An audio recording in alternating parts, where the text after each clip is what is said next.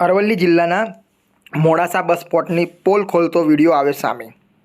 જોતા રહો અજય એ ભાટિયા સાથે, ભાટિયા 15 ન્યૂઝ, અરવલ્લી મોડાસા। દોસ્તો નમસ્કાર, હું ડીઆર જાદવ, ભારતનો સામ્યવાદી પક્ષ માર્ક્સવાદીના અરવલ્લી જિલ્લાના મંત્રી।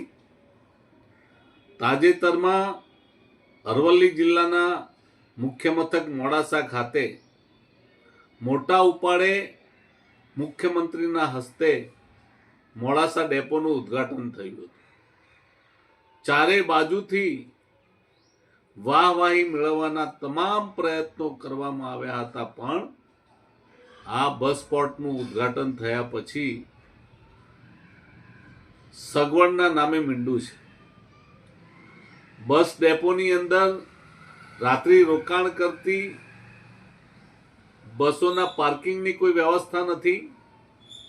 હાલમાં પણ જૂના બસ સ્ટેશને પાર્કિંગ માટે ત્યાં જ બસોને રોકાવવું પડે છે, ડ્રાઈવર ક્લીનરને રોકાવવું પડે છે, અને સાથે સાથે બસોની અંદર ડીઝલ પૂરું પાડવા માટે ડીઝલના પંપની કોઈ વ્યવસ્થા નથી।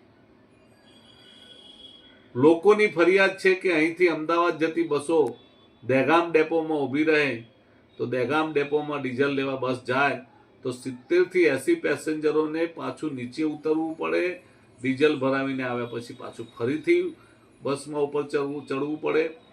નાના બાળકો, સ્ત્રીઓ અને માદા માણસોની હાલત ખૂબ જ દયનીય હોય છે। ઘણીવાર તો પેસેન્જરોમાં ઝઘડા પણ થતા હોય છે। આ બસ સ્પોટ સુવિધાવાળું અને ભવ્ય બની શકત જો ખાનગીકરણ કરીને દુકાનો બનાવીને વેચી ના હોત। પ્રોફેશનલ એટલે કે ધંધાદારી વસ્તુઓ બનાવીને આ અરવલ્લી જિલ્લાના મોડાસાની જનતાની સગવડો આ સરકારે ખૂંચવી લીધી છે। સાથે સાથે જણાવવાનું કે આ હિંમતનગર ડિવિઝનમાં ઘણી બધી લોકલ બસો બંધ કરી છે।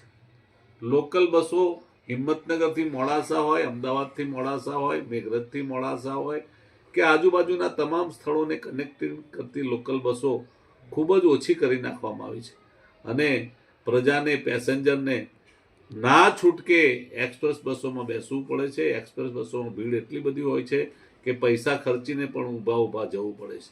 એટલે બસ સ્પોટનું ઉદ્ઘાટન થયા પછી પ્રજાની સગવડ મળવાને બદલે સગવડ જૂટવાઈ ગઈ છે।